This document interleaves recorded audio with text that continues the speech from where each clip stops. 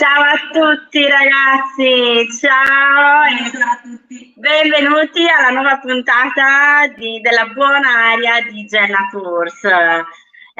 Oggi abbiamo iniziato con questa bellissima fan art che ci hanno preparato, dove appunto ci siamo io e Barbara, che appunto portiamo in giro tutti quanti i personaggi. Esatto, un ipotetico viaggio con niente poco di meno che un Manutas, una gigante su Pomodori, esatto. Ok, allora intanto che aspettiamo appunto che arriviate online, che arrivi anche il nostro special guest che oggi ha avuto giusto qualche difficoltà esatto, vabbè. Come sapete oggi Instagram, Facebook e WhatsApp ci hanno abbandonato per un po' di tempo, però adesso dovrebbe essere tutto a posto, quindi speriamo.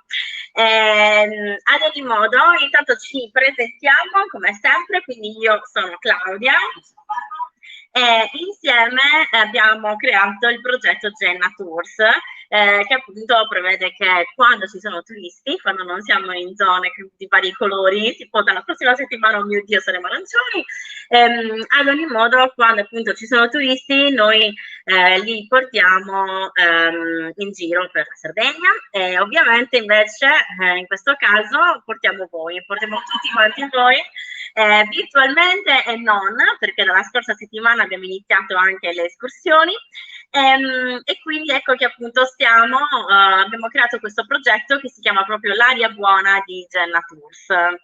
Vai, dici insomma la tua cosa mistica dell'aria buona di Jenna Tours.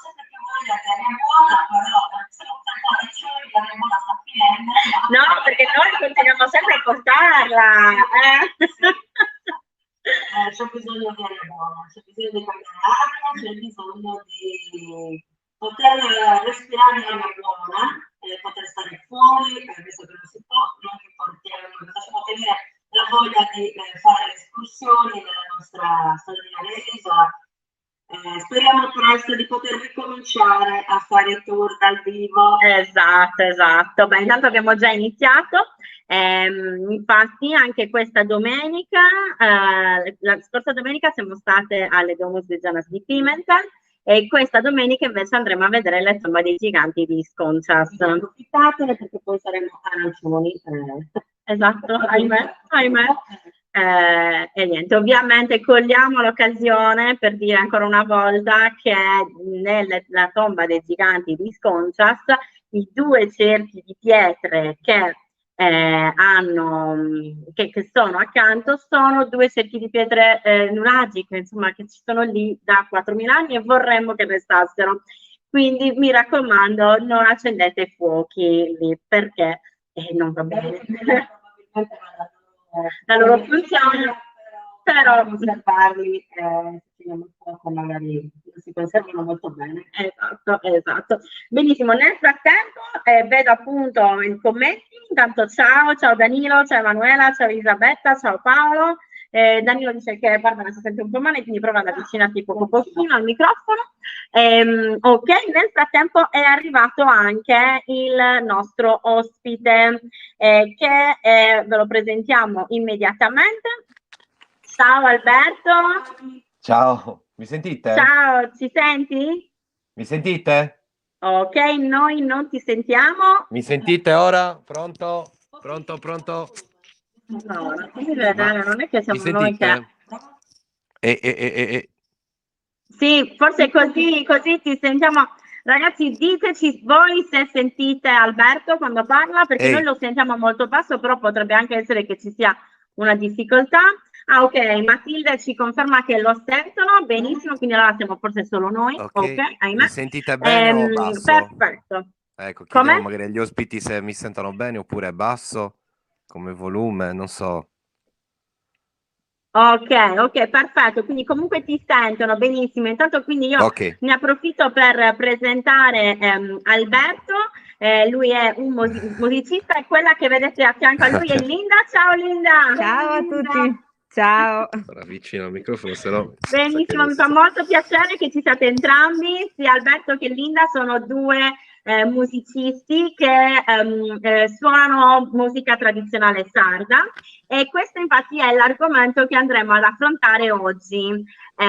Infatti loro vivono a Capoterra, dove tra l'altro sempre a Capoterra c'è anche la sede di Sonai e Testi, che è appunto un progetto realizzato da due artigiani che salutiamo, che sono Carol e Nicola, e loro appunto realizzano a mano tantissimi strumenti sardi, tra cui ovviamente li andremo a vedere brevissimo, le launedas, il tamburello, e quindi oggi infatti quello che noi, non solo ovviamente, quello che noi adesso andremo infatti a fare sarà proprio un vero e proprio viaggio all'interno della storia della musica della Sardegna. Quindi intanto lascio un attimo la parola ad Alberto e Linda, così si presentano anche loro. Ok, allora io sono Alberto Zucca, in arte Zac per gli amici. Sono un insegnante di scuola civica, io insegno principalmente la chitarra. Mi occupo di diversi generi musicali, quindi non solo della musica sarda, di cui mi sono approcciato di recente, grazie anche all'influenza della qui presente Linda, che è una fisarmonicista, e anche lei polistrumentista. Quindi insomma ci dirà magari qualcosa sulla fisarmonica, sull'organetto, che sono degli strumenti importanti insomma della nostra tradizione sarda.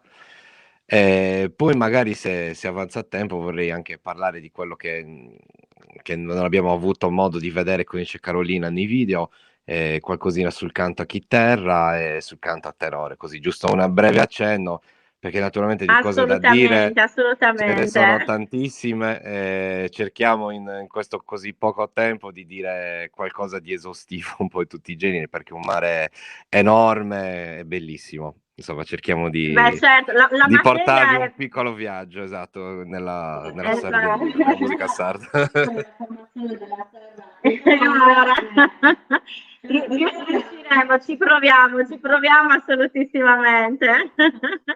Grazie a entrambi, benissimo. Allora, quindi la prima cosa che voglio fare è mostrarvi innanzitutto una foto di un bronzetto nuragico. Ok, scusate, eccolo qua. Eccoci. Allora, come vedete, questo è un bronzetto nuragico che risale appunto più o meno, è stato, diciamo, è stato trovato a Itiri. E appunto, come potete vedere, appunto questo si tratta di un bronzetto nuragico, quindi per intenderci stiamo parlando di quelle statuette di circa 20 centimetri, anche forse a volte meno, a volte anche di più, a volte anche 40, che diciamo erano appunto, facevano parte, diciamo, in tutto quanto a volte del corredo funerario, comunque li abbiamo trovati veramente dappertutto in tutta la Sardegna. In particolare, come potete vedere, è molto importante questo bronzetto perché ci racconta qualcosa, ci racconta innanzitutto la musica. Come vedete sta suonando delle launedas. Ok, esatto Roberta, laulete istifallico. Esatto, suonatore ermafrodita, quanta fertilità, bravissima Roberta, è esattamente il punto in cui volevo arrivare. Innanzitutto ermafrodita perché? Perché come vedete è diciamo sia dotato di un fallo che è dotato del seno, quindi di conseguenza ha entrambe, diciamo, le caratteristiche. Questo probabilmente andava a indicare che molto probabilmente entrambi i generi suonavano le launetas, ma appunto noi oggi ci concentriamo sul fatto che sicuramente suonava le launetas già all'epoca. Quindi diciamo noi vogliamo andare a raccontarvi appunto questa storia perché appunto è importante proprio sapere sin da principio quando hanno cominciato. Quindi infatti quello che adesso andremo a vedere sarà appunto esattamente di cosa stiamo parlando quando parliamo delle launetas, come venivano costruite e quindi ovviamente che che importanza potevano avere già all'epoca, perché erano fatte di materiale comunque che era molto facile reperire e di conseguenza è facile che già all'epoca comunque loro avessero già tutte quante le tecniche per realizzarle. Ok, allora quindi innanzitutto andiamo a vedere il primo video che racconta proprio di quali sono i materiali che servono per realizzare le launetas. Launeddas sono uno strumento molto povero fatto con materiali semplicissimi che sono solo tre, che sono la canna, la cera d'api e lo spago. Quindi la canna l'abbiamo vista, il ruolo della cera è quella di, allora, sulle ance, quindi su queste linguette, sallinguazza, ha il ruolo di accordare lo strumento. Le launeddas sono uno strumento che va costantemente accordato perché essendo fatti di fibra vegetale sono molto sensibili ai fattori atmosferici, alla temperatura, all'umidità, eccetera. Quindi non essendo così stabile il suono, abbiamo bisogno di regolarlo di continuo. E la cera posta sulle linguette regola la vibrazione dell'ancia. Se c'è molta cera, cioè più cera mettiamo, meno la linguetta vibra, quindi più il suono è basso. Se noi invece togliamo cera, solleviamo il suono, le vibrazioni aumentano di numero.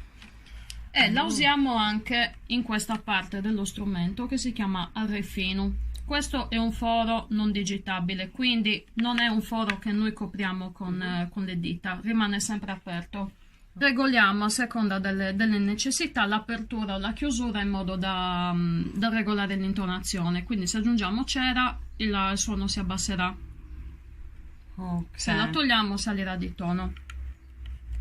E poi abbiamo lo spago, serve posto all'estremità della canna a impedire che la canna qua si spacchi dove infiliamo il cabezzino. E anche qui, in cima sul cabezzino, dove c'è la linguetta ritagliata, impedisce alla linguetta di camminare e di staccarsi dallo strumento. E poi lo spago lo usiamo anche per legare le canne. Facciamo la legatura qui e qui, perché queste due canne, essendo difficile reggere tre canne in mano contemporaneamente, queste due canne le leghiamo assieme. Ok, eccoci, quindi come avete visto, diciamo che servono fondamentalmente tre elementi per realizzare le launetas, quindi uno appunto sono le canne e adesso andremo a vederle maggiormente nel dettaglio, uno appunto sarà la cera, elemento che comunque è molto particolare, nel senso il fatto che comunque si possa accordare, e ovviamente lo spago. Quindi diciamo che volevo appunto, a parte cominciate a fare domande se c'è qualcosa che non capite. Per esempio io la storia della cera, quando me l'hanno spiegata sono rimasta veramente perplessissima, giusto Albi? Ero veramente difficilissimo da capire questa cosa della cera per accordare. Allora, praticamente funziona così, no? Io, vabbè, le Leonidas non le so suonare, però il principio degli strumenti a fiato è questo. Naturalmente, più sono... Aspetta, sento il mio ritardo della voce, se potete abbassare magari un po' il microfono. Prova. Senti? Ok, adesso sì, ok. Dicevo, come in tutti gli strumenti a fiato, chiaramente diminuendo il foro d'uscita, la nota diventa quindi più acuta, invece se lo si espande diventa più grave. Tant'è che, per esempio, nel sassofono, per ottenere una nota ancora più bassa, tendono a coprire praticamente la parte della campana, per esempio. Comunque è una tecnica che si usa negli strumenti a fiato per accordare, nella parte quindi sottostante dove esce, ma anche nell'ancia. Praticamente l'ANCIA che cos'è? Uno strumento che vibra, è un corpo che vibra e questa vibrazione viene trasmessa naturalmente allo strumento. E più è pesante quest'ANCIA, minori saranno le vibrazioni, quindi la nota sarà più grave, una nota più bassa. Viceversa, se l'ANCIA è più leggera, la nota sarà più acuta. Quindi per stabilire quanto deve essere leggera, quanto acuta, ci si serve per esempio dell'accordatore e diverse tecniche che insomma i costruttori, i suonatori di Launeddas conoscono. Comunque non è una cosa molto semplice da quello che ho visto, è molto difficile No, apprendere lo infatti, proprio strumento. per niente, È è quello il complicato. fatto.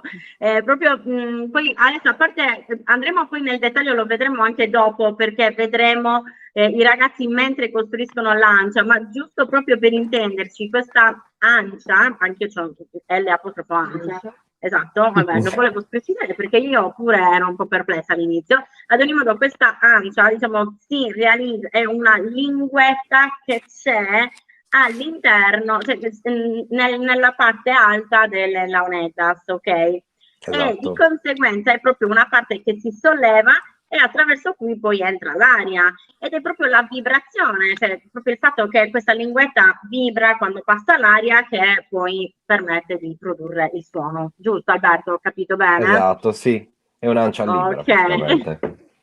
Sì, un po' praticamente il principio, anche se un corpo diverso, naturalmente, è quello della fisarmonica e dell'organetto. Infatti al loro interno hanno delle ance, cioè hanno dei corpi vibranti che appunto come vengono sollecitati dall'aria vibrano. Stessa cosa l'armonica a bocca, infatti sono un sistema molto simile. Però le Ecco, ance infatti. costruite Allora, nel abbiamo già fisarmonica una sono prima diverse. domanda di Matilde che chiede: ma la cera poi si scioglie o cade, o come si consuma la cera e quanta cera si deve mettere per ottenere una specifica nota musicale? Questo penso che sia proprio un Ecco. domandone, veramente. No, la cera Vai d'api Alberto, comunque... No, rispondi tu. sì, la cera d'api comunque permane nel tempo, e naturalmente poi quando si deteriora bisogna aggiungerne altra, però comunque è abbastanza resistente come materiale. Quanta bisogna metterne? Effettivamente qua dipende dalla nota che si vuole ottenere, per esempio se le Launeddas sono accordate in Si bemolle, quindi vogliamo ottenere il suono Si bemolle, utilizziamo l'accordatore. Praticamente l'accordatore ha una freccia che se viene superata, quindi e così diventa crescente la nota, quindi dobbiamo togliere un po' di cera. Invece, viceversa, quando ce n'è troppo poco, diciamo è calante, bisogna aggiungerne. Quindi sulla base di questo, andando per tentativi, finché la lancetta dell'accordatore è esattamente al centro, ecco. Ok, e la cera si scioglie o no, giusto? No, No. non è, no, non è Cioè, nel senso, cera delle parliamone, i candele, ok, suonatori la di cera d'api. Launeddas mangiano cera o no? Quando suonano le No, Launeddas? no, rimane comunque in bocca, cioè non si scioglie in bocca, ok. Se avete Resta presente morbida. Resta Esatto, morbida la cera, appoggiandola nell'ancia, ma poi si può lavorare, diciamo, con le mani. Ok. Sì. E quindi poi, perché loro poi quest'ancia loro se la mettono in bocca, giusto? Di Sì, sì, conseguenza la cera poi non è che poi tipo si surriscalda, no. no. no, non si Ok, scioglie con la perfetto. saliva, ecco, no, Allora Matilde, quindi rimane sì, comunque. ti confermiamo che assolutamente i suonatori di Leonidas non mangiano cera, non gli cade in bocca, quindi possiamo stare tranquilli perché loro stanno bene, ok? Niente, quindi intanto grazie mille per la domanda, speriamo di averti risposto. A questo punto andiamo a conoscere meglio esattamente i materiali, quindi parliamo soprattutto delle canne e quindi diciamo di come appunto vengono scelte le canne che vengono poi utilizzate per realizzare le Launeddas. Per costruire le Launeddas si utilizzano due tipi di canna differenti, che sono proprio due piante diverse, che nel linguaggio popolare noi chiamiamo canna maschio e canna femmina, ma in realtà maschio e femmina non c'entrano niente, perché sono proprio semplicemente due specie botaniche differenti. Queste e queste sono canna femmina, che si chiama nel linguaggio scientifico, diciamo, Arundodonax, che è la canna di fiume che cresce dappertutto. E la canna femmina è usata per costruire nelle Launeddas questa parte e questa parte. Questa è la parte dello strumento che si chiama tumbo, ed è la canna che produce la nota di bordone fissa, quella costante, che dà la tonalità dello strumento, quindi sempre la stessa nota. Questi invece, questi cannellini che sono inseriti dentro le 3 canne principali, si chiamano cavizzinusu e sono i cannellini in cui sono ritagliate le ance, quindi appunto quelle linguette che permettono allo strumento di suonare con l'immissione dell'aria. Loro vibrano e producono il suono. È una canna che cresce di vari spessori, di varie dimensioni, quindi si presta a costruire delle launedda sia la parte più grande che i cannellini fini.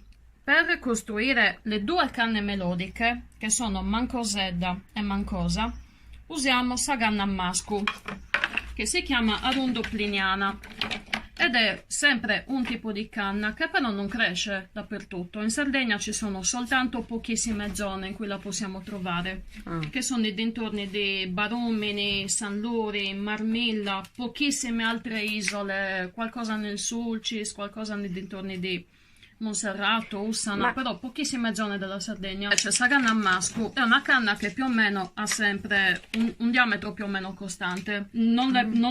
Difficilmente la troveremo di questa dimensione, O di quella grossissima. di questo è proprio impossibile trovarne. Più o meno in un cannetto avranno tutte questa dimensione. Un'altra caratteristica molto importante è la differenza del diametro interno, dello spessore della canna e della pasta.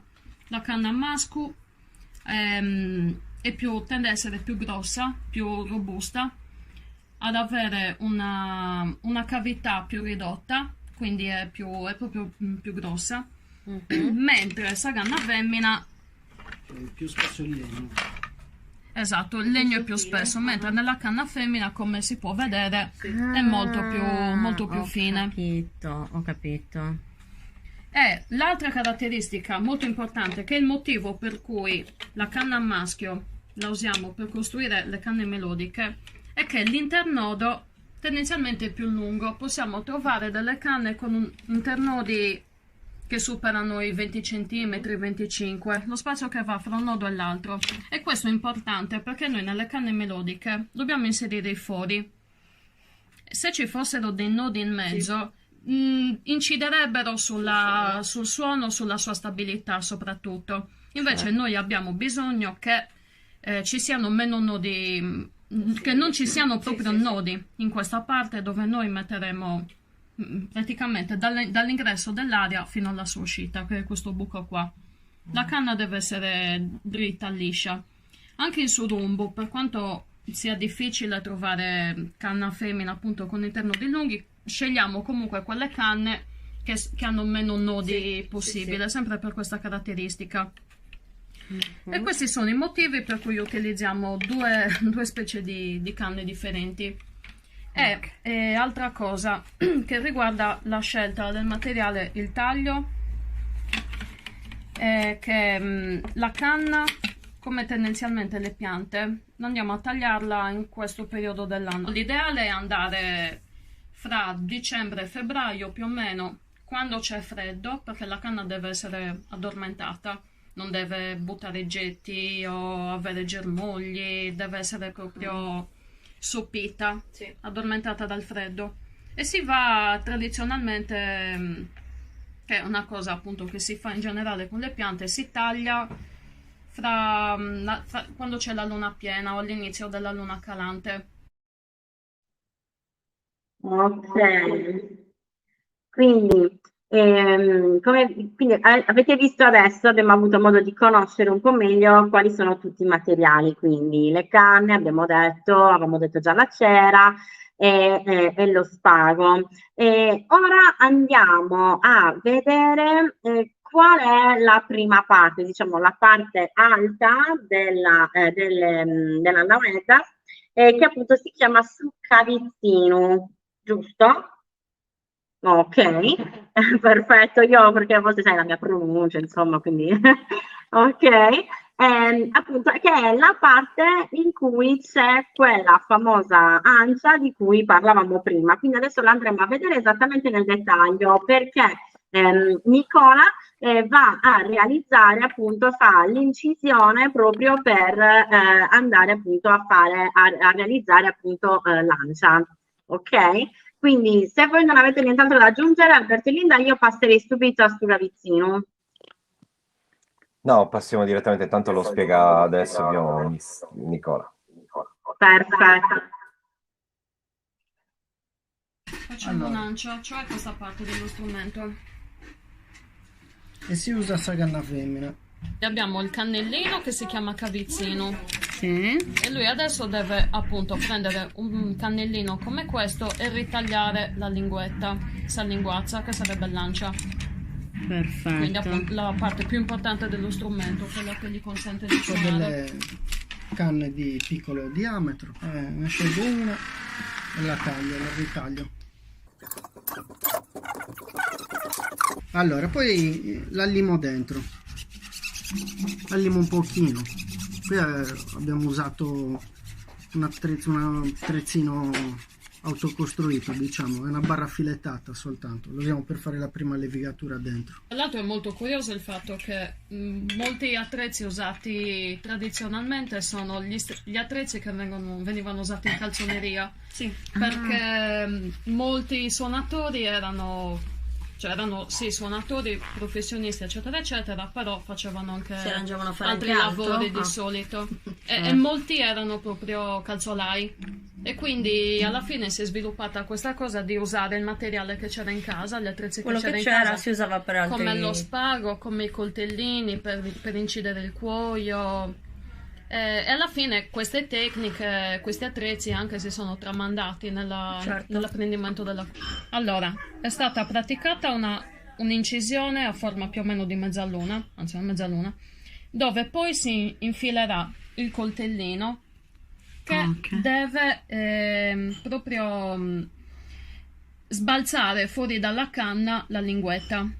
Ed è l'operazione più delicata di tutte.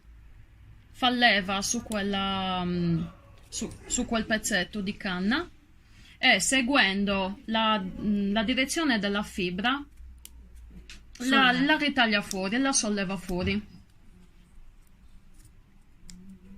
Dopodiché la finisce di aprire col coltellino. A questo punto la linguetta però non è pronta, va lavorata, va ripulita dai filamenti in eccesso, va assottigliata, deve lavorarla anche dentro. Per poter avere un suono, sì, diciamo. sì, sì. È un'operazione molto complicata Ok. e delicata.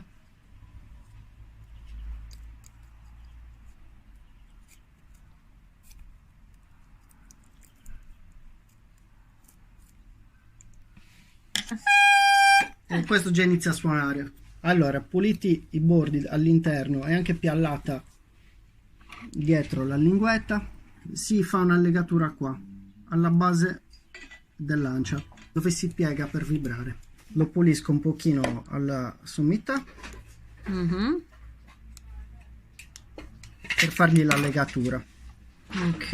La legatura blocca l'ancia ed evita che continui a camminare la... Questa legatura che si ritrova anche nelle canne melodiche al punto di innesto con l'ancia, ed è questa fasciatura che si fa intorno al pezzo.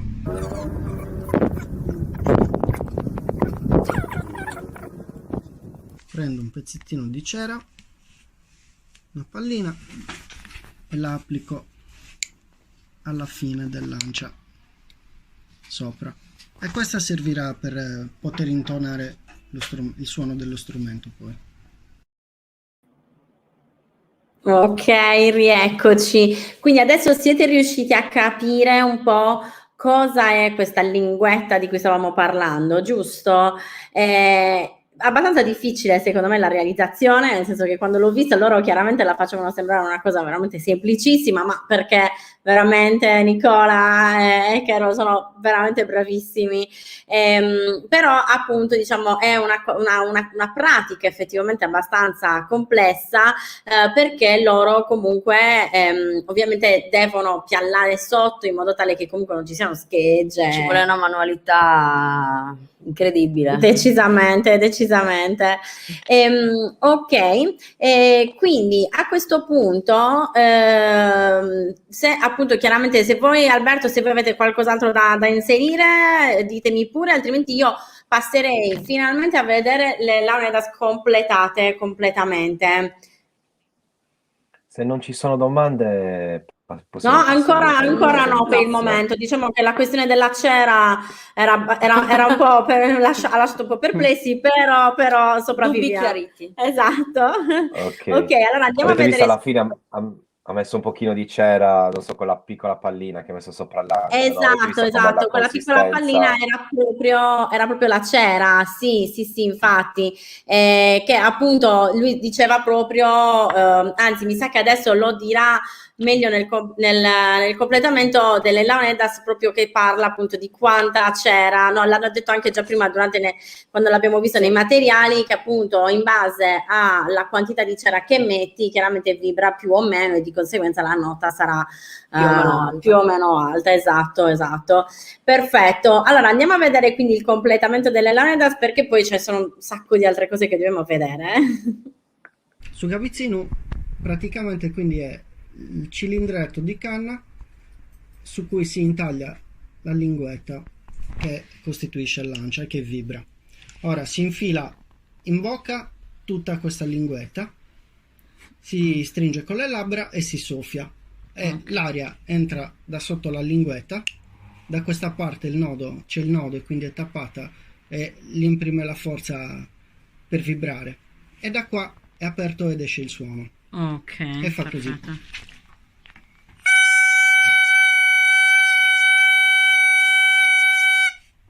E produce un suono fisso. Perfetto. Si infila all'interno della canna su cui sono stati fatti i fori all'altezza delle note della scala che si vuole ottenere. Così si infila dentro. Ecco, questa è la mucosed. Ok.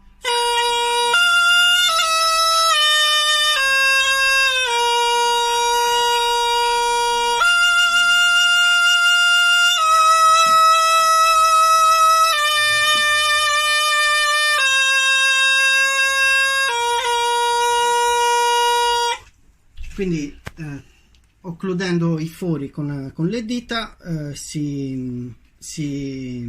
aprendo i fori o chiudendoli con le dita si modula sulla scala. Non adesso si fanno. Ok, ecco, quindi appunto abbiamo finalmente visto come appunto il completamento, diciamo, di questa Launedas. Ora, voi quando Nicola ha suonato, avete visto, diciamo, che comunque faceva un movimento particolare, che è appunto un movimento particolare con le guance, scusate. Questo perché le Launedas hanno necessità di una respirazione particolare per essere suonate, cioè diciamo che materialmente il suonatore di Launedas per me, sin da quando ero piccola, è sempre stato una sorta di supereroe che non aveva bisogno mai di prendere fiato, quindi io ero sempre particolarmente sconvolta, ed è perché loro hanno quella che viene definita la respirazione circolare, cioè quando loro stanno soffiando riescono magicamente a inspirare, ok? Che è una cosa che adesso voi probabilmente ci starete anche provando da casa, e io forse vi dovrei dire non provatelo da casa come fanno in alcuni programmi televisivi, ma è una cosa davvero impossibile. Loro me l'hanno spiegato, giuro, ci ho anche provato, non vi farò vedere cosa mi è riuscito perché era una cosa veramente pessima, però adesso vi facciamo vedere il video perché, come sicuramente sia Linda che Alberto vi diranno, è veramente una cosa molto complicata, giusto ragazzi? Sì, infatti io non la so fare, confesso, Linda comunque Un ha pochino, studiato un po' di ma ci Leonidas, vuole quindi molta tecnica comunque per suonare Esatto, l'Elenedda. esatto, E non è bisogna mai veramente fermarsi, sempre, è una pratica tutti i giorni, Esatto. per non è prendere per proprio quello che non mi è la tecnica riuscita, del fiato. sicuramente è per quello, perché non Sì, ci ho provato abbastanza. No, davvero, io mi ricordo che quando ero infatti. piccola ed era venuto il nostro bidello a spiegarci, perché lui era un suonatore di Leonidas, e lui proprio era lì che suonava e ci aveva fatto vedere con la cannuccia, con le cose. Io lo guardavo e dicevo, vabbè, facciamo chitarra che è meglio, veramente. Poi quando con la chitarra sono arrivata allo studio del Barré, mi sono fermata anche lì, ho capito che forse la musica non era il mio, il mio destino, infatti meno male che ci siete Facciamo voi, esatto. Perché ogni Comunque adesso strumento ha le direi sue bando alle difficoltà, ciance. naturalmente. No, infatti, altro che difficoltà. Comunque vi facciamo vedere subito la respirazione delle Leonidas in modo tale da così capite Capire. esattamente di cosa stiamo parlando. Allora sì, perché le Leonidas si suonano con una tecnica di respirazione particolare che si chiama respirazione circolare o fiato continuo. Ed è una tecnica che permette di produrre un suono continuo, quindi senza interruzioni per riprendere il fiato. Un po' come succede con le cornamuse o le zampogne, che però utilizzano una sacca d'aria che il suonatore riempie e preme costantemente per fare in modo che l'aria continui ad uscire senza interruzioni. Adesso le Leonidas non hanno questa sacca d'aria e quindi come facciamo? Utilizziamo la cavità orale per produrre questo movimento. Quindi cosa succede? Il suonatore soffia espirando normalmente come si fa normalmente, appunto, finché non finisce l'aria, e a quel punto il suonatore cosa fa? Inspira dal naso per prendere nuova aria, ma contemporaneamente con un movimento di pressione muscolare sulle guance espelle aria dalla bocca, in modo che l'interruzione e l'emissione di aria non venga interrotta, ma nel contempo possa inspirare nuova aria per poi riprendere a soffiare. E questo movimento avviene continuamente, senza soluzione di continuità. E quindi questo permette appunto di poter suonare anche per diversi minuti senza mai interrompere l'emissione di aria.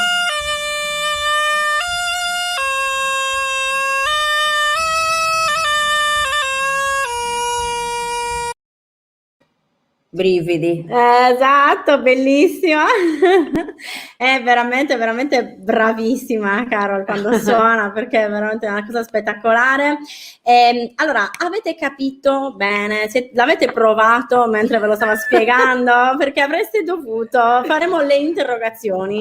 Vogliamo vedere tutti i vostri video mentre provate a fare, diciamo, questa respirazione. Comunque, ad ogni modo, se diciamo era sufficientemente chiaro, ok, però ditecelo ed eventualmente comunque proviamo a rispiegarvelo. Diciamo, io comunque in teoria insomma più o meno ho capito, bisogna riempire le guance sostanzialmente stile criceto, e poi quando e le devi sgonfiare non soffiando ma attraverso il movimento muscolare, che è una cosa complicatissima, però fondamentalmente è tutto lì. Capito? Così, a parte i rumori un po' strani che spero non si siano sentiti, però diciamo il concetto è quello. Ragazzi, l'ho spiegato bene secondo voi? Sì, molto elementare, abbastanza bene. Molto elementare, perfetto, va benissimo. Quindi diteci se avete, appunto, se vi è chiaro, se avete altre domande, altrimenti diciamo è arrivato il momento innanzitutto di passare un istante la linea alla pubblicità. Torniamo subito, nel frattempo fateci le domande e poi proseguiamo con i prossimi strumenti. È tempo di ricongiungersi con la natura. Domenica fatelo con noi, venite a visitare la tomba dei giganti di Sconchas. Vi aspettiamo. Ciao! Ok, ecco, grazie della pubblicità, ci hanno ridato la linea, perfetto. Questo era giusto uno spot così assolutamente, diciamo, disinteressato completamente. Quindi, giusto, se non avete compreso pienamente il concetto, è domenica andiamo a vedere la tomba dei giganti di Sconces. Quindi continuate a prenotarci, anche perché io ve la butto lì, ma dal lunedì siamo arancioni, ragazzi, quindi insomma fate voi. Approfittatene. Esatto. Perfetto, allora adesso così per spezzare un pochettino dopo, diciamo, le cose delle Laonedas che erano abbastanza impegnative, andiamo a vedere che cosa fanno, un piccolo giochino fatto da Sonai e Tessi, che appunto è, come vi dicevo, il progetto di Carol e Nicola, che appunto che realizzano non solo strumenti musicali ma anche piccoli giochi. Qui abbiamo Barbara che vi farà vedere esattamente di cosa stiamo parlando. Aspetta. Eccolo. Vai, No, ma non lo so se riesco. Vai.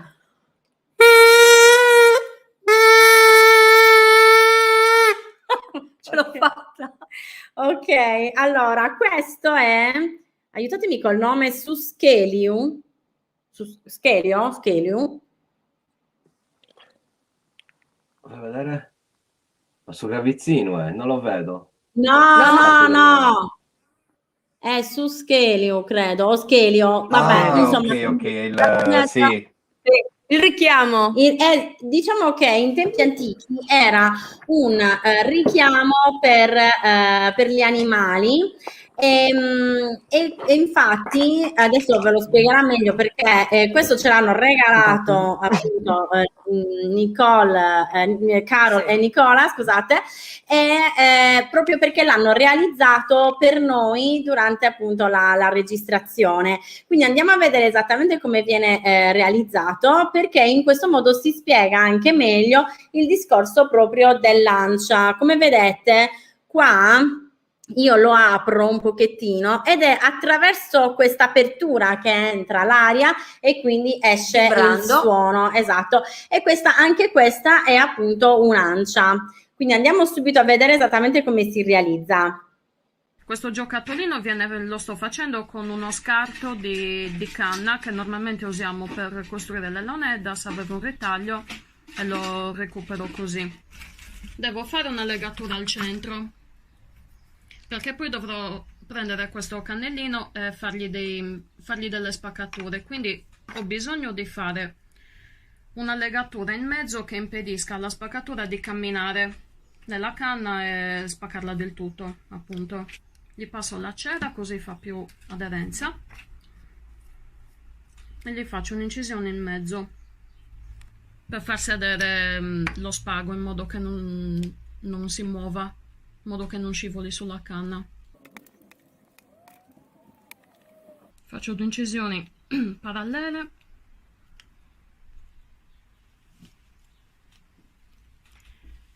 Dopodiché le sbuccio nel mezzo.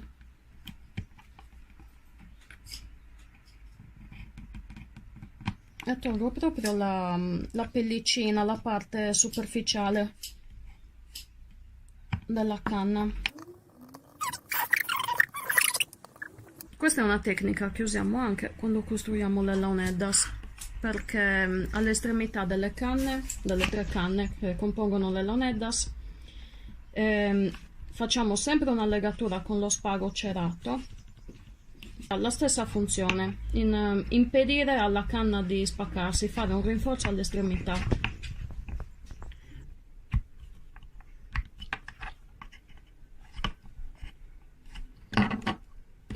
No, non ci sono. Adesso faccio la legatura. Allora,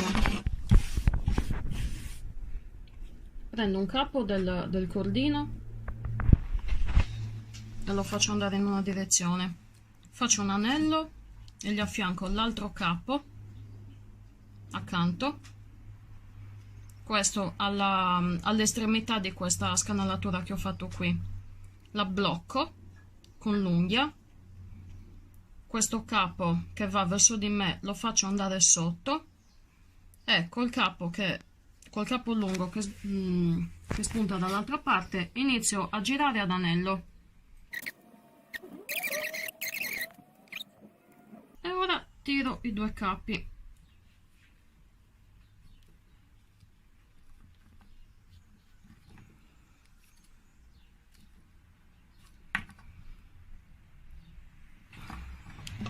Taglio un capo, l'altro, e abbiamo una legatura invisibile che va sotto il filo avvolto. Adesso devo fare questa famosa spaccatura all'altezza qua del nodo della canna. Infatti per fare questo strumento è necessario prendere un pezzo di canna che abbia un nodo da una parte, che una parte sia chiusa, insomma. E ora qui la spaccherò a croce. Faccio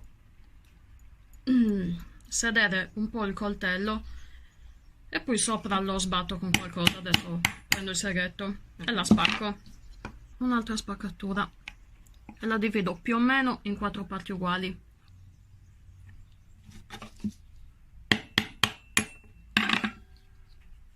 Adesso abbiamo costruito un'ancia.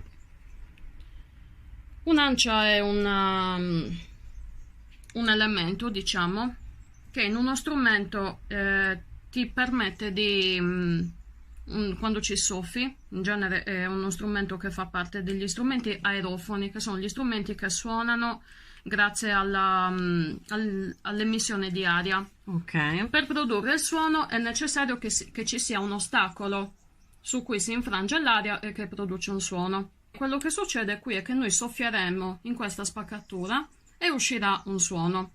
Va un pochino allargato per forza, perché adesso la canna tende a riprendere la sua posizione iniziale. L'intera ancia sì, deve stare dentro la bocca in modo che possa vibrare liberamente. Capito. E suona. Ecco qua, perfetto. Quindi, come vedete, appunto, questo è qualcosa che adesso noi definiamo un giochino, perché ovviamente non è che ci serva più di tanto richiamare gli animali, però era comunque un praticissimo richiamo per gli animali, o comunque diciamo anche tra persone. Possiamo presupporre che comunque anche in antichità venisse utilizzato per richiamare l'attenzione, ok? Quindi diciamo che adesso possiamo quindi lasciare, diciamo, l'argomento canne e passiamo invece a un altro strumento, che è quello del tamburello. Quindi intanto presentiamo un po', Alberto, diciamo, l'utilizzo che se n'è fatto all'interno della musica sarda del tamburello, e poi andiamo a vedere come Sonai e Tesi, quindi sia Carol che Nicola, appunto lo costruiscono. Sì, allora il tamburello innanzitutto è uno strumento che non è, diciamo, originario sardo, ma è stato impiantato in seguito. È uno strumento che prevalentemente è diffuso nell'Italia, nel centro Italia, soprattutto il sud. Infatti, per esempio, utilizzato soprattutto nella tarantella, nella musica pugliese, napoletana, Pizzica. insomma, nella pizzica, esatto, che è un genere che noi suoniamo, tra l'altro, con un amico. E quindi percussione a cornice, quindi diffusa appunto non soltanto in Italia, ma anche in alcune zone dell'Africa, e anche tra l'altro in linea. Comunque è molto diffuso nel Mediterraneo in generale. L'utilizzo che ne facciamo nella musica sarda è quello appunto di accompagnamento di balli principalmente, quindi a uso esclusivo, quindi i balli si sono formati, diciamo, in seguito, quindi con più strumenti, con la chitarra, la fisarmonica, l'organetto, e quindi l'accompagnamento percussivo può essere fatto con diversi strumenti, tra cui appunto il tamburello sardo. Ok, ok, perfetto, perfetto.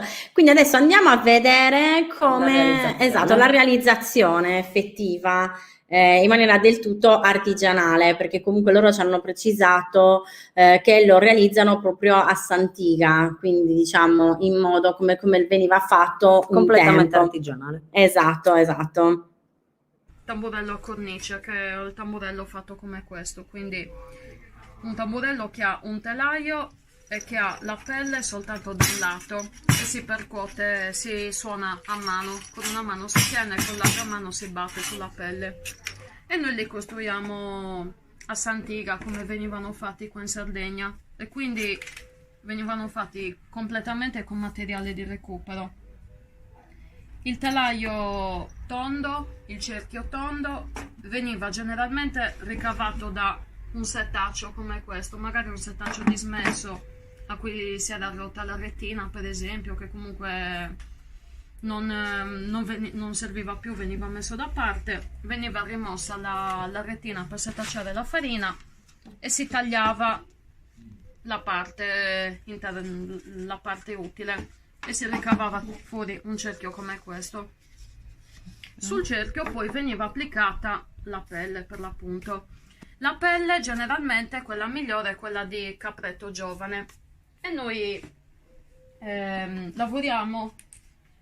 recuperiamo le pelli di pastori, allevatori, amici che conosciamo, che sanno che facciamo questi lavori. Noi recuperiamo le pelli e le conciamo.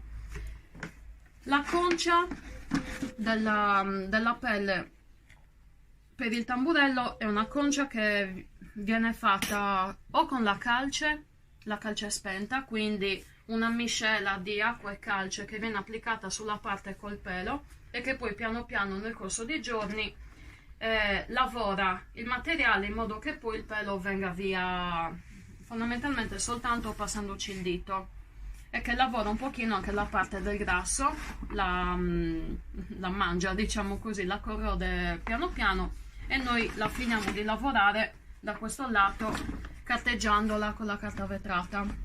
Questo tipo di concia si può fare anche con la cenere del camminetto, per esempio, che viene setacciata per togliere le parti più grosse, le parti più grossolane, e poi viene applicata sulla pelle esattamente con la calce, con un pochino di acqua. Si aspettano alcuni giorni, una settimana, e si pulisce dal pelo. Dopodiché viene tesa su un telaio. Qua si vedono proprio le parti in cui noi abbiamo infilato uno spago che poi è andato a legarsi a un telaio rettangolare intorno per tenderla il più possibile, in modo da ottenere una superficie di pelle più ampia possibile, più distesa possibile, e per poter eliminare ogni eventuale piega. E così la facciamo asciugare per alcuni giorni, dipende dalla stagione, ci può mettere un paio di giorni, una settimana, 2 settimane, quello che è. Dopodiché appunto la rimuoviamo dal telaio, anzi la carteggiamo quando è ancora stesa e la rimuoviamo dal telaio ed è pronta per essere usata. La bagniamo per riammorbidirla e farle prendere la forma del cerchio sulla quale la applicheremo. Ok. Dopodiché la inchiodiamo, la fissiamo e prendiamo una stringa di cuoio o il materiale che preferiamo, che ci piace di più, e la rifiniamo così all'esterno. E poi applichiamo anche, si possono applicare per dare più movimento, per dare più colore, per arricchire il suono che può produrre il tamburello. Si usa ancora mettere dei piattini, dei cimbalini e volendo anche dei sonaglietti. Questi qua in particolare li facciamo sempre a Santiga, quindi recuperando la latta delle conserve, come quello che abbiamo visto per costruire il fischietto. Li ritagliamo per dargli la forma circolare, li battiamo anzi li cuociamo per dargli la tempera, per fare in modo che tintinnino di più. Scusa, cotti nel fuoco? Sì, li cuociamo col fuoco e poi li raffreddiamo subito nell'acqua fredda, proprio facciamo un lavoro di temperatura. Sì. E poi li battiamo col martello per dargli la forma, sì, per fare in modo che possano suonare tra loro. Benissimo, benissimo. Ecco qua, quindi appunto siamo al tamburello che è, diciamo, lasciamo quindi in questo momento la parte più antica degli strumenti sardi e arriviamo finalmente, per la gioia di Linda e Alberto, che sono appunto loro che li suonano, vediamo finalmente l'organetto e la fisarmonica, giusto?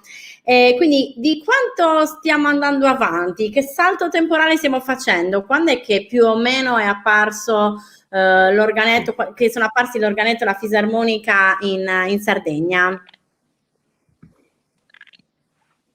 Stesso All'incirca. discorso del tamburello, l'organetto per primo. Sì, l'organetto per primo è quello che è stato instaurato verso la fine dell'Ottocento, primissimo Novecento, che poi ha fatto parte dei balli, naturalmente della nostra tradizione, e poi in seguito è stata adottata la fisarmonica, che è uno strumento più recente, naturalmente. In realtà, ecco, una cosa che è giusto specificare: il nome organetto in realtà è fisarmonica diatonica. Mentre la fisarmonica, quella che noi chiamiamo fisarmonica, invece è uno strumento che ha una tastiera simile a quella del pianoforte. Quindi la differenza dei due strumenti sostanzialmente è che l'organetto ha i bottoni e la fisarmonica ha i tasti. Altra differenza è quella che l'organetto è diatonico, cioè suona in due tonalità, quindi in due scale. Per esempio, quella più usata è quella di Fa, Si bemolle. La fisarmonica, sia aprendo che chiudendo il mantice, produce lo stesso suono nella stessa posizione. Questo è un vantaggio sulla suonabilità, diciamo, dello strumento, che permette molte più cose e anche molte più tonalità in cui suonare.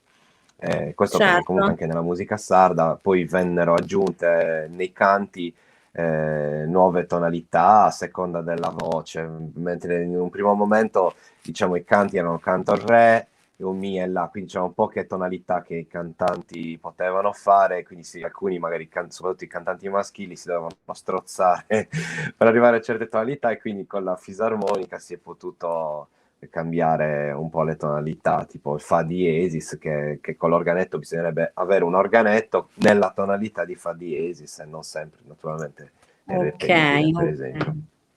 Perfetto, quindi andiamo innanzitutto a vedere esattamente di cosa stiamo parlando, poi appunto entriamo maggiormente anche nel dettaglio, però intanto voglio farvi vedere appunto fisicamente la fisarmonica e l'organetto, detto anche fisarmonica diatonica, sì, giusto, ok, ho imparato, perfetto. Ok, allora quindi andiamo a vedere intanto il primo video.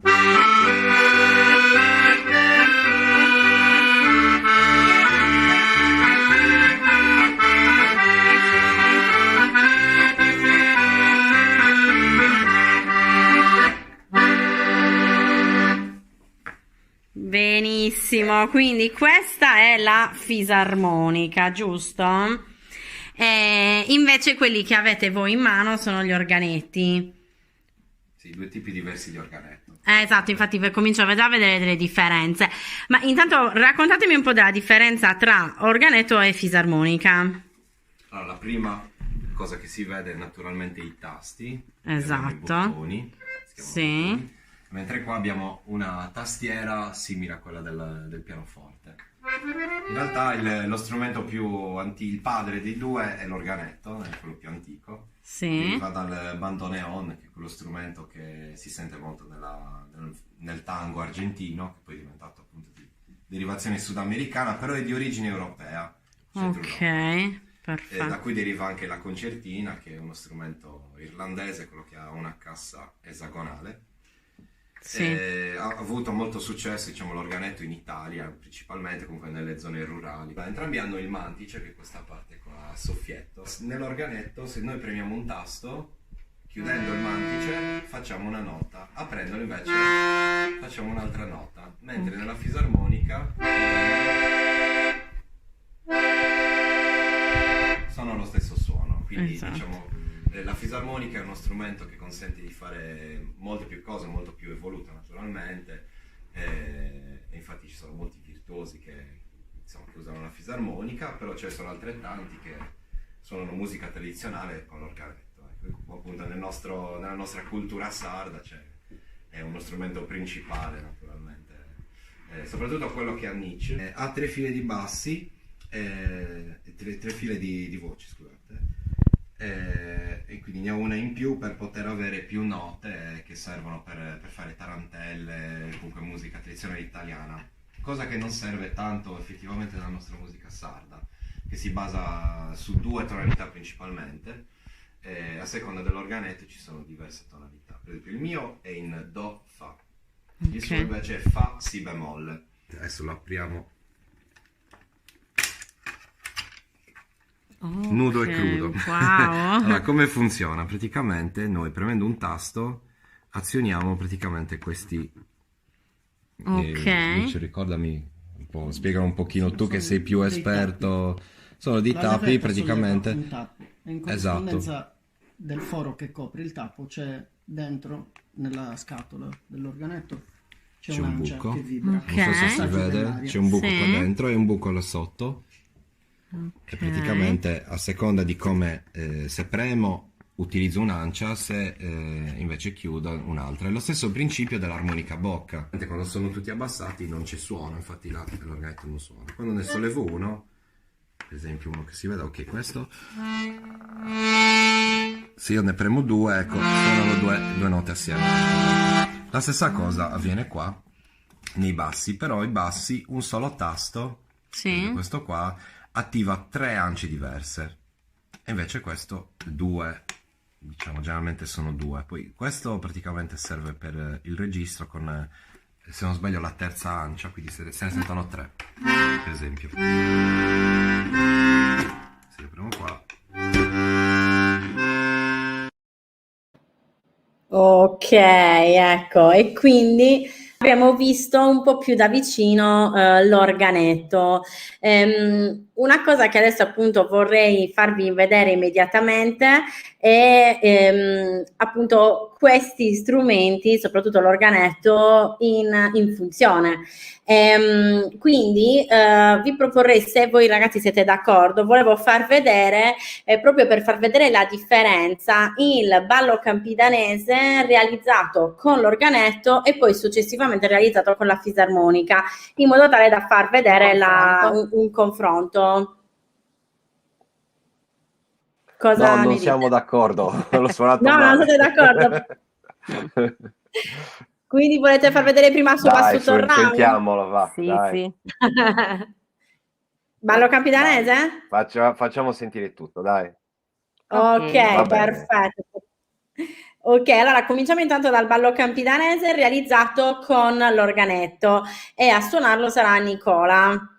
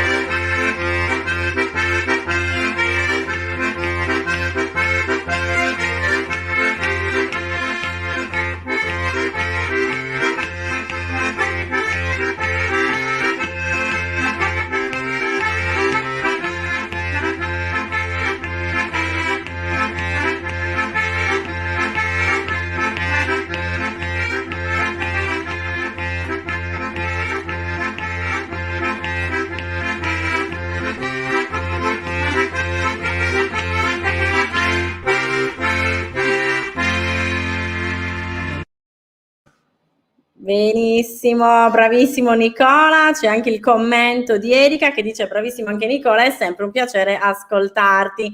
Grazie, grazie mille Erika. Perfetto, allora quindi adesso andiamo ad ascoltare il ballo campidanese però realizzato con la fisarmonica, che io l'ho trovato sinceramente completamente differente. Infatti mi dovete spiegare com'è possibile che sia così diverso. Nel senso, sì, ok, è fatto con note diverse, giusto, però mi sembra di per lì non l'avevo neanche riconosciuto, devo essere sincera. Mi sentite? Allora, praticamente si basa... Sì, Sì. mi sentite voi?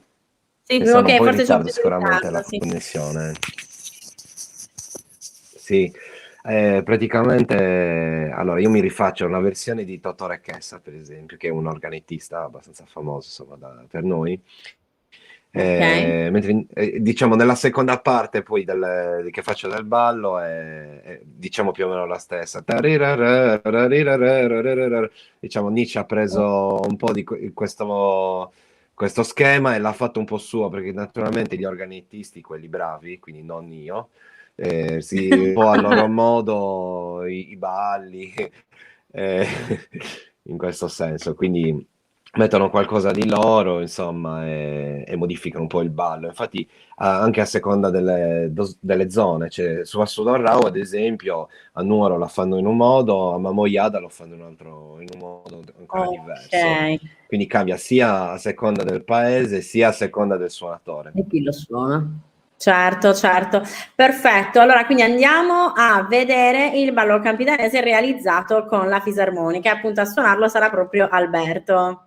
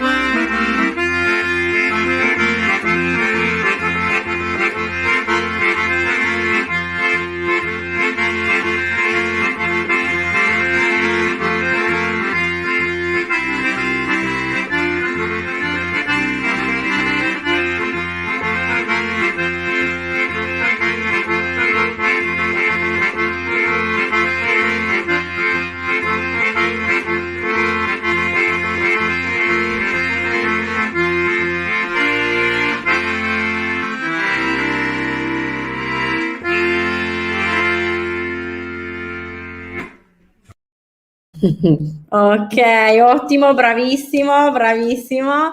Bravo Alberto. Allora, nel frattempo è arrivata un'altra domanda, probabilmente di due sorelle che chiedono praticamente la stessa cosa, quindi ne facciamo vedere una. l'altra, ma nel periodo nuragico, che funzioni avevano le Launeddas? Quindi diciamo siamo tornati indietro giusto di qualche millennio.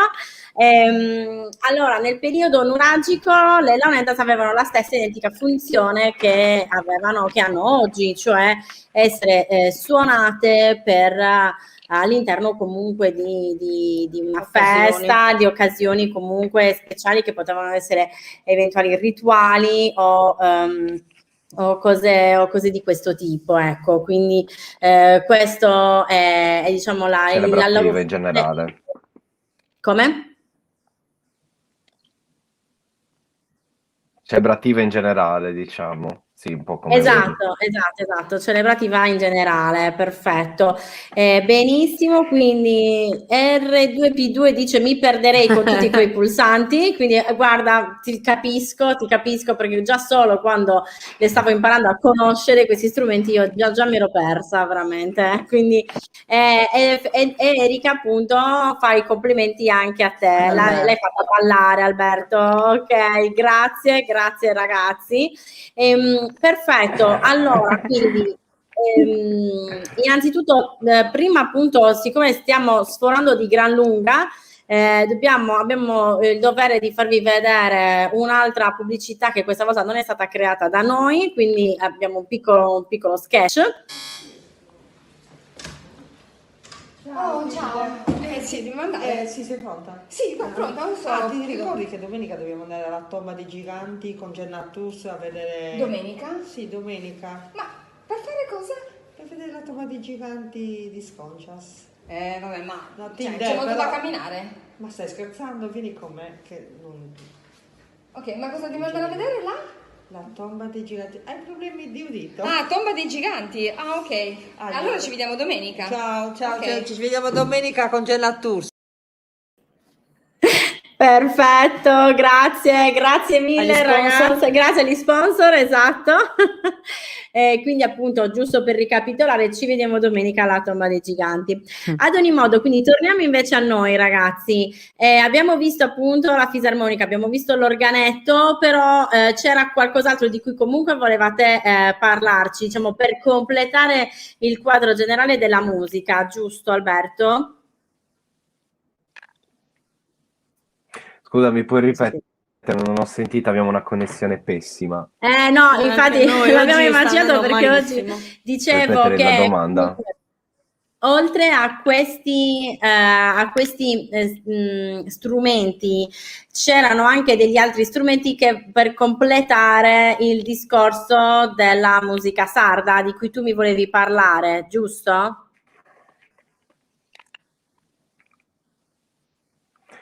Sì, dimmi tu se abbiamo tempo, magari giusto per fare qualche accenno, diciamo. Sì. Assolutamente, il tempo per fare qualche accenno proprio prima che, perché chiaramente abbiamo un po' sforato, quindi ovviamente suppongo che le persone stiano cominciando a prepararsi per andare a dormire, però comunque volevo giusto appunto rendere tutto quanto il discorso organico, completo, quindi dimmi pure tu quali sono quindi questi strumenti che appunto oggi non abbiamo citato. Uno sicuramente il mio strumento, cioè la chitarra, che è uno strumento diffuso nella musica tradizionale sarda. Allora, la chitarra sarda è un pochino più grande di una chitarra acustica, infatti è una cassa più grande, è quella che viene chiamata, diciamo, la chitarra barita, che generalmente diversamente dalla chitarra acustica normale, ha una cordatura diversa, cioè con una quarta sopra praticamente. Cosa possiamo dire velocemente del canto a chitarra? Che allora la chitarra è introdotta nei balli, appunto un accompagnamento per la voce, soprattutto nelle gare poetiche. Infatti capitava che appunto 2 o più cantanti si contendessero, quindi una gara poetica dove molto spesso si improvvisava e quindi la chitarra li accompagnava con accordi. Ecco, stai anche mettendo le immagini. Sì, ho cercato giusto un'immagine sulla... su esatto, Google questa... brava. Ok, Sì, quindi come questa, vedete è uno strumento molto simile, infatti sì, molto associata, diciamo, al chitarrone, che è quello strumento privo di baffoni che vediamo sempre col sombrero. Anzi, guarda, ce l'ho qua un sombrero, no? Quindi ok, che si vede, ecco il chitarrone. perfetto, perfetto. E il chitarrone praticamente, sì. E quindi c'è di derivazione spagnola, infatti dalla fattura nei bordi della tavola Ok, armonica, infatti cioè chiedono, c'è qualche quella similitudine linea con la chitarra seghettata che messicana? segue. Assolutamente sì. Infatti, se andiamo anche a vedere quelli che sono i canti a chitarra, tipo Sa Corsicana, Sa Firognana, hanno molta similitudine con il flamenco spagnolo, cioè io ci vedo molto questo, e effettivamente ci sono molte similitudini anche come modo di suonare la chitarra, con gli abbellimenti, insomma, con le fioriture tipiche di suonatori di questo strumento, insomma. E comunque, Perfetto. vabbè, ci sono tantissimi pionieri, insomma, della chitarra, cui Aldo Cavizza, che era il figlio di Leonardo Cavizza, che è un grandissimo cantante, sempre famoso per il canto a chitarra. Ok, Insomma, benissimo. quindi poi un'altra variante del canto a curva, che è quello di cui si occupa la qui presente Linda, perché lì ha un progetto, giusto? Sì, è un progetto con questo gruppo con la fisarmonica nel canto a curva, che sarebbero il canto a strofe. Ok. Comunque sono delle serenate, mattinate, trallallere, comunque sempre accompagnate con la fisarmonica. Sì, che comunque sono delle Ok. canzoni che narrano delle storie realmente accadute anche nel periodo rivoluzionario sardo, Mhm. e delle storie realmente accadute nei paesi, storie Bello. d'amore, storie anche Un po' come il drammatiche. murale, spero in musica, più o meno. Come? Un po' come il murale, spero in Non ho musica. capito. Esatto, sì, più o meno. I vecchi racconti, Esatto. sì. Sì, diciamo appunto un modo come un altro per raccontare quello che appunto accade all'interno del paese o per denunciare una determinata cosa. Quando appunto hai citato nell'epoca rivoluzionaria, sicuramente comunque molti testi, diciamo molte strofe erano appunto anche di denuncia, giusto? Sì, proprio dal periodo del 1800, più o meno, Fine sì, del Settecento, diciamo, poco sì. dopo la rivoluzione francese, insomma, quegli Sì. anni. Perfetto, perfetto. Bene, comunque Che molto adesso molto questa interessante. curva si è un po' ornata, Sì, un po'? tra cui Franco Madao è un cantautore, diciamo, l'abbiamo arrangiata un po' più orecchiabili nelle canzoni, specialmente di un cantautore sardo, tipo Franco Madao, Ok. Willy. Perfetto, perfetto. E Danilo chiede, ma Poi sono anche gli statevi stornelli? facendo Ah, anche le sì. canzoni di Elvira Aspetta, Mollano. sì. Dite? C'è un ritardo Non ho mostruoso? capito. Ah, Danilo chiede se sono gli Stornelli stornelli. nel senso romano, Penso di sì, del termine. penso di sì. Forse. No, allora vabbè, gli stornelli, allora, il stornello forse è la nostra trallallera, tra l'altro noi utilizziamo il termine fare le cose alla trallallera, nel senso che farle con poco impegno, con poco, diciamo così, molto veramente, ma no, così, senza pensarci Un po' troppo. No, superficiale. stornelli, vabbè, stornello è un po' un'accezione negativa, esatto, superficiale. No, qui stiamo parlando di qualcosa di un attimino più colto, un po' più profondo, naturalmente. Mentre la trallallera parla di qualsiasi neanche gare, dove ci sono, insomma, si parla di parolacce, di insomma, qualsiasi cosa può venire in mente, insomma, comunque Anche improvvisato. Beh sì, la trallallera è di per sé un'improvvisazione comunque, giusto per assolutamente sì, coloro che gran parte di... Sì, volevo giusto specificare appunto per le persone che ci seguono da fuori Sardegna, la trallallera è diciamo, è un canto, diciamo, che si fa in gruppo dove c'è un ritornello che appunto, dove appunto si ripete più volte trallallera, lera, lera, lera, eccetera. E poi ogni persona che vuole partecipare ha un racconto, insomma, un verso. due versi praticamente all'interno del quale poi dice qualcosa rivolto magari a qualche altra persona o racconta una determinata cosa. Giusto, Linda? Più o meno l'ho spiegata, insomma, in maniera proprio basilare, però per farlo capire. Più che altro quello che succede è che spesso le due parti, diciamo, si gareggiano proprio in modo tale da arrivare praticamente a quando praticamente devi portare il tuo, tra virgolette, avversario, comunque il tuo contendente, a non avere più parole con cui risponderti, giusto? Questa è una gara poetica. Sì, nel senso, io tutti sì, esatto, trallallera, questa è proprio è una gara poetica, diventavano non così, è proprio la diciamo. trallallera, sì. Come?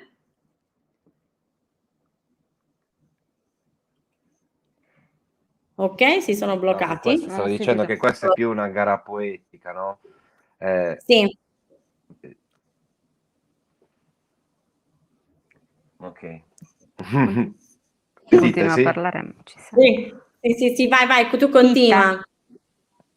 Sì.